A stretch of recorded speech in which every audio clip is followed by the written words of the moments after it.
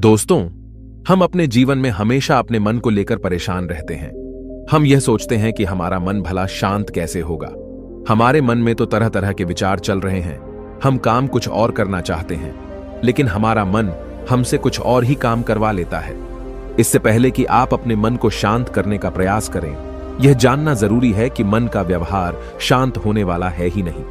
अगर मन शांत होने वाला हो सकता तो इस दुनिया में सभी के मन शांत हो गए होते और हर कोई अपना जीवन सुखी सुखी बिता रहा होता। फिर न तो कोई हंगामा होता और न ही किसी तरह की कोई तकलीफ। सभी का जीवन खुशी खुशी बीत रहा होता। फिर न तो आप और न ही मैं पैसे कमाने के पीछे भाग रहे होते। समस्या तो यह है कि हम ज्यादा से ज्यादा चीजें इकट्ठा करना चाहते हैं, क्योंकि हमें लगता है कि हमारे पास जितनी ज्यादा चीजें होंगी हम उतना ही सुखी रहेंगे। लेकिन वास्तविकता तो यही है कि बाहर की किसी भी चीज में कोई सुख नहीं है और न ही उनमें कोई दुख है। और यही कारण है कि जब हम किसी चीज के पीछे भाग रहे होते हैं, जब हम कोई चीज पाना चाहते हैं, तो उसे पाकर हमें पल भर के लिए खुशी तो मिलती है, लेकिन बाद में हम उस खुशी का एहसास नहीं कर पाते। वह खुशी दुख में परिवर्तित हो जाती है। और इसी प्रकार से हम एक चीज से दूसरी चीज, दूसरी से तीसरी चीज के पीछे लगातार भागते रहते हैं, क्योंकि हमें ऐसा ही लगता है कि यदि हम वह चीज पालेंगे तो हम सुखी हो जाएंगे। लेकिन वास्तविकता में वही सुख हमारे दुख का कारण बन जाता है, जिस कारण हमारा मन बेचैन रहने लगता है। हम उस चीज को पाने के लिए तरह तरह के उपाय करते हैं, जिस कारण हमारा मन और भी बेचैन होने लगता है। और यह बेचैनी धीरे धीरे चिंता का रूप ले लेती है और हमारा मन पूरी तरह से अशांत हो जाता है। हमें कुछ भी अच्छा नहीं लगता। हमें लगता है कि जो कुछ हमने मांगा था उसका उल्टा हो रहा है। सब कुछ हमारे विपरीत जा रहा है। और फिर हम अपने मन को शांत करने के लिए ध्यान करना शुरू करते हैं, क्योंकि एक ध्यान ही वह मार्ग है जो हमें ज्ञान की ओर ले जाता है। वह हमें यह बताता है कि बाहर किसी भी चीज में कोई सुख नहीं है और न ही दुख है। दुख और सुख तो हमारे मन का भ्रम है। यह हमारे मन की एक उपज है, जिसके लालच में हमारा मन हमें यहां वहां भगाता रहता है। जैसे कि महीनों से भूखे एक भिखारी को अगर एक सूखी रोटी भी मिल जाए तो वह उसके लिए सुख है, वह उसके लिए अमृत है। और ठीक उसी के विपरीत यदि किसी धनवान के घर पर 56 प्रकार के भोग भी बन जाए, तब भी वह उसे खाकर तो दुखी ही रहेगा। यह तो उनकी मनस्थिति पर निर्भर करता है। इसे और अच्छे से समझने के लिए आज की जो कहानी मैं आपको सुनाने जा रहा हूं, इस कहानी के माध्यम से आप यह समझ पाएंगे कि हमारे मन की स्थिति क्या है और हम इसे कैसे नियंत्रित कर सकते हैं। तो चलिए बिना किसी देरी के कहानी शुरू करते हैं। एक समय की बात है, एक गांव में एक युवक रहता था जिसका मन बहुत ही अशांत रहता था। वह हमेशा तनाव में रहता। वह अपने मन को शांत करना चाहता था, लेकिन उसे कोई भी उपाय नजर नहीं आ रहे थे। उसके जीवन में कई प्रकार के दुख थे, जिनके कारण वह हमेशा तकलीफ में रहता, तनाव में रहता। एक दिन उसे पता चला कि उसके गांव में एक बौद्ध भिक्षु आए हुए हैं, जो सभी को दुख और सुख पर उपदेश दे रहे हैं। वह युवक तुरंत ही घर से निकला और उनके आश्रम जा पहुंचा। वहां पर पहुंचने के बाद उस युवक ने देखा कि वह बौद्ध भिक्षु सभी गांव वालों को उपदेश दे रहे थे। बौद्ध भिक्षु कह रहे थे कि सभी के जीवन में कोई ना कोई सुख और दुख तो आता ही रहता है, जिस कारण हमारा मन बहुत अशांत रहता है। और एक अशांत मन इस दुनिया का कोई भी सुख नहीं ले सकता। फिर चाहे उसे पूरी दुनिया की धन दौलत ही क्यों ना मिल जाए, वह उसे पाकर भी दुखी ही रहेगा। परंतु जिस व्यक्ति का मन शांत है, उसके पास चाहे कुछ भी हो या ना हो, वह हर छोटे पल का आनंद ले सकता है। वह हर पल को खुशी खुशी जी सकता है। इस दुनिया का और इस जीवन का परम सुख भी प्राप्त कर सकता है। इतना कहकर उन बौद्ध भिक्षु ने अपना प्रवचन समाप्त कर दिया और वापस आश्रम की ओर लौट गए। युवक भी उनके पीछे पीछे आश्रम पहुंच गया और इस युवक ने उन बौद्ध भिक्षु से कहा, हे गुरुवर, अभी कुछ देर पहले आप उपदेश दे रहे थे कि एक शांत मन हर पल का आनंद ले पाता है, हर पल को सुखी सुखी जी पाता है। लेकिन इस दुनिया में सभी के पास मन है और सभी के मन अशांत है, तो ऐसे में भला अपने जीवन को कोई सुखी सुखी कैसे जी सकता है। इस दुनिया में शांत मन किसी के पास नहीं। मेरे पास भी एक ही मन है और वह भी शांत नहीं है। गुरुवर, क्या आप बता सकते हैं कि मैं अपने इस मन को कैसे शांत करूं? तभी बौद्ध भिक्षु ने उस युवक को ध्यान के बारे में समझाया, ध्यान के फायदे बताए और उसे कहा, बेटा, ध्यान करने से हमारा मन शांत हो जाता है। हम विचारों के दलदल से बाहर आने लगते हैं और इस कारण हमारे जीवन में सुख उत्पन्न होने लगता है। यदि तुम भी अपने जीवन में सुखी होना चाहते हो, अपने मन के इन विचारों के दलदल से बाहर निकलना चाहते हो, तो तुम्हें ध्यान करना चाहिए। तुम्हें ध्यान का अभ्यास करना चाहिए, क्योंकि यही वह मार्ग है जो तुम्हारे मन को शांत कर सकता है और तुम्हें सही राह पर ला सकता है। उस युवक ने उन बौद्ध भिक्षु की बात मान ली। उस युवक ने उन बौद्ध भिक्षु को प्रणाम किया और वापस घर चला गया। घर पहुंचने के बाद उसने ध्यान करना शुरू किया। वह रात भर ध्यान करता रहा, लेकिन उससे उसे कोई लाभ नहीं हुआ। इस कारण वह अगली सुबह फिर से उन बौद्ध भिक्षु के पास पहुंचा और उन बौद्ध भिक्षु से कहता है, गुरुवर, आपके कहे अनुसार मैंने रात भर ध्यान किया है, लेकिन उससे मुझे कोई लाभ नहीं हुआ। मेरा मन तो अभी भी अशांत है। आप तो कह रहे थे कि ध्यान करने से हमारा मन शांत हो जाता है। तभी वह बौद्ध भिक्षु उस युवा से कहते हैं, ध्यान कोई एक बार करने की चीज नहीं है, यह तो अभ्यास है और धीरे धीरे समय के साथ मन शांत होता जाएगा। इस पर वह युवक कहता है, हे गुरुवर, मेरे पास इतना समय नहीं है। मुझे कोई ऐसा मार्ग बताइए जिससे जल्दी जल्दी मेरा मन शांत हो जाए और मैं खुशी खुशी अपना जीवन जीने लग जाऊं। ऐसे तो मेरा बहुत समय बर्बाद हो जाएगा। मुझे कुछ ऐसा बताइए गुरुदेव, जिससे मेरा मन आज के आज और अभी शांत हो जाए, जिससे मैं सुख की अनुभूति कर पाऊं, मुझे सुकून मिले। उस युवक की यह बात सुनकर बौद्ध भिक्षु मुस्कुराने लगे। उन्होंने उस युवक से कहा, बेटा, मेरे पास तुम्हारे लिए कुछ ऐसा है जिससे तुम्हारा मन अभी के अभी शांत हो जाएगा। इतना कहकर वह बौद्ध भिक्षु अपने आश्रम में गए और अंदर से एक घड़ा लेकर आए और उस युवक को थमाते हुए कहते हैं, जाओ और पास की बह रही उस नदी से इस घड़े में पानी भर कर लाओ। उन बौद्ध भिक्षु के इतना कहने के बाद उस युवक ने वह घड़ा हाथ में ले लिया और नदी की तरफ जाने लगा। उसके बाद मन ही मन सोच रहा था कि लगता है यह गुरु पागल है, इन्हें कुछ नहीं पता। भला यह घड़ा मेरे जीवन में शांति कैसे ला सकता है? यह मेरे मन को शांत कैसे कर सकता है? लेकिन उसके पास और कोई रास्ता नहीं था, जिस कारण उसने घड़ा लिया और पास वाली नदी के पास पहुंच गया।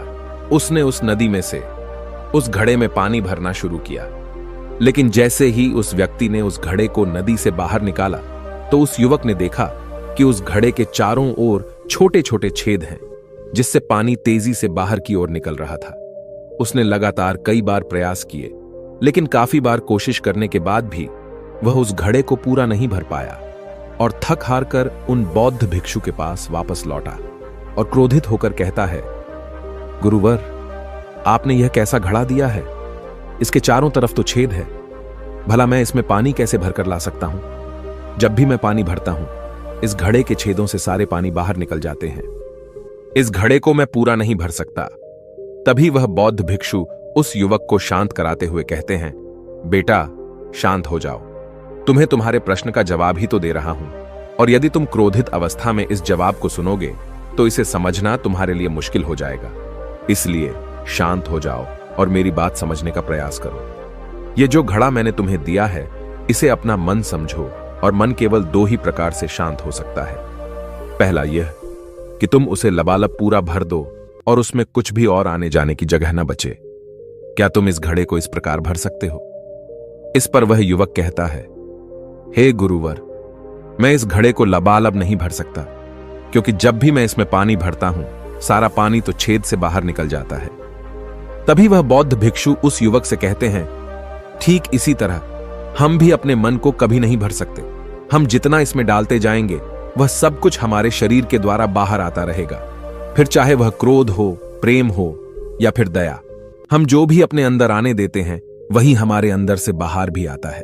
और इसीलिए मैंने तुम्हें छेदों वाला घड़ा दिया, क्योंकि यह हमारी मन के जैसा ही है। और जब हम इस मन को बस भरना चाहते हैं, तब तुम अपना समय बेकार कर रहे हो। क्या तुम्हें एक पल के लिए भी ये नहीं सोचा कि इसी प्रकार तो तुम अपने मन को भरने में भी लगे हुए हो? क्या इससे तुम्हारा समय बर्बाद नहीं हो रहा? क्या इससे तुम्हारा जीवन बर्बाद नहीं हो रहा? क्योंकि जिस भी चीज से तुम अपने मन को भरोगे, वह तो बाहर निकल ही जाएगी। उस युवक को अपनी गलती का एहसास हुआ।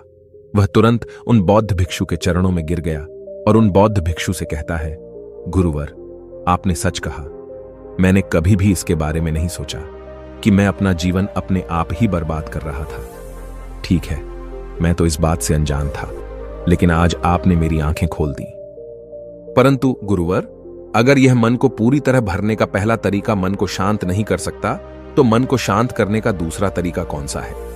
गुरुवर, मुस्कुराते हुए उस आदमी से कहते हैं, दूसरा तरीका है कि अपने मन को पूरी तरह खाली कर दो। इस पर वह व्यक्ति कहता है, गुरुवर आप ही मुझे बताइए कि मैं अपने मन को खाली कैसे कर सकता हूं। तभी बौद्ध भिक्षु कहते हैं, बेटा यह तो बहुत ही सरल है, बाहर का कूड़ा अपने भीतर मत जाने दो, इस प्रकार तुम्हारा मन अपने आप ही खाली हो जाएगा। वह व्यक्ति कुछ देर सोच विचार करने के बाद बौद्ध भिक्षु से कहता है, हे गुरुदेव यह कैसे संभव है? जो भी हम देखते हैं सुनते हैं वह हमारे मन में ही तो जाता है, वह हमारे भीतर की ओर ही तो जाता है, फिर मैं उसे कैसे रोक सकता हूं? इस पर बौद्ध भिक्षु मुस्कुराने लगे और उस युवक से कहते हैं, बेटा मैं तुम्हें यही तो समझाने का प्रयास कर रहा हूं कि मन को केवल ध्यान से ही जीता जा सकता है और एक दिन ध्यान करने से कुछ नहीं होने वाला। हमें इसके लिए समय देना होगा, हमें इसके लिए धैर्य रखना होगा, इसका निरंतर अभ्यास करना होगा। आगे बौद्ध भिक्षु उस युवा से कहते हैं, बेटा क्या तुम्हें प्यास लगी है? युवक कहता है, हां गुरुवर मुझे बहुत जोरों की प्यास लगी है। इस पर उन बौद्ध भिक्षु ने उस युवक को पानी पिलाया और कहा, ये लो पानी पी लो, इससे तुम्हारी प्यास बुझ जाएगी। लेकिन मुझे एक बात बताओ, क्या आज पानी पी लेने से फिर तुम्हें कभी प्यास नहीं लगेगी? तुम कभी फिर मुझसे पानी नहीं मांगोगे? इस पर वह युवक कहता है, गुरुवर आप कैसी बातें कर रहे हैं? पानी तो हमारे जीवन का एक हिस्सा है, इसके बिना तो हम मर जाएंगे, और आप कह रहे हैं कि आज पानी पी लो और उसके बाद मैं कभी पानी न पीऊं। यह भला कैसे संभव है? प्यास तो हमें रोज आती है और हम रोज पानी पीते हैं, इसके बिना तो हम मर जाएंगे। तभी बौद्ध भिक्षु मुस्कुराते हुए उस युवक से कहते हैं, ठीक इसी प्रकार एक दिन के ध्यान से हमारा मन शांत नहीं हो सकता, उसे भी रोज भूख लगती है और उसे रोज रोज हमें आहार भी देना पड़ता है, उसे भी रोज पानी पीने की जरूरत पड़ती है, और ठीक उसी प्रकार हमें हर दिन ध्यान करने की भी जरूरत पड़ती है। और जब हम निरंतर ध्यान करते हैं, इसका अभ्यास करते हैं, तो देखते ही देखते हमारे मन की भूख शांत होने लगती है और एक समय पर हमारा मन सारे विचार उत्पन्न करना बंद कर देता है। तब वह बाहर से कुछ भी ग्रहण नहीं कर पाता और जो कोई भी विचार हमारे भीतर है वह सारे विचार देखते ही देखते समाप्त हो जाते हैं, और इसी प्रकार धीरे धीरे हमारा मन शांत होने लगता है। आगे वह बौद्ध भिक्षु उस युवक से कहते हैं, बेटा तुम ही तो कह रहे थे कि तुमने रात भर ध्यान किया है, लेकिन उसके बाद भी तुम्हारा मन शांत नहीं हो रहा। बेटा तुम चाहो तो 1 घंटे के लिए ध्यान कर सकते हो, चाहो तो पूरा दिन भर तुम ध्यान करो, लेकिन इसका लाभ भी तुम्हें उतना ही मिलेगा। अर्थात मान लो तुम 1 दिन के लिए ध्यान करते हो तो इससे तुम्हारे मन को भी शांति केवल कुछ समय के लिए ही मिलेगी। यह हो सकता है कि वह 1 घंटे के लिए शांत रहे या फिर केवल कुछ क्षणों के लिए, लेकिन वह शांत अवश्य होगा। लेकिन जैसे ही उसे फिर से भूख लगेगी वह फिर से अशांत हो जाएगा और फिर से यहां वहां भागने लगेगा और वह अपने विचारों की तलाश में आगे बढ़ेगा, क्योंकि उसे भी तो भूख लगी है, उसे भी तो खाना चाहिए, उसे भी तो पानी चाहिए। जैसे कि जब तुम्हें भूख लगती है तुम अशांत हो जाते हो, क्योंकि तुम्हें भोजन चाहिए, पानी चाहिए, ताकि तुम अपने पेट की भूख को मिटा सके और तुम्हें शांति मिले। इस पर वह युवक कहता है, आप सत्य कहते हैं, मैं ही गलत था, मेरी ही गलती है। मैं अपने मन को अवश्य शांत करके रहूंगा, फिर चाहे इसके लिए मुझे कितना भी समय क्यों न लग जाए, मैं भी उस सुख को प्राप्त करके ही रहूंगा। मैं इस खाली घड़े में पानी भरकर अपने जीवन को बर्बाद नहीं करना चाहता। मैं अपने मन को शांत करके ही रहूंगा, मैं अपने मन को पूरी तरह से खाली कर दूंगा। इतना कहकर उस युवक ने उन बौद्ध भिक्षुओं को प्रणाम किया और वापस अपने घर की ओर लौट गया। दोस्तों, हम लोगों के जीवन में भी कई प्रकार की समस्याएं हैं और हम उन समस्याओं का समाधान करना चाहते हैं, और अंत में हमें जो मार्ग मिलता है वह ध्यान है।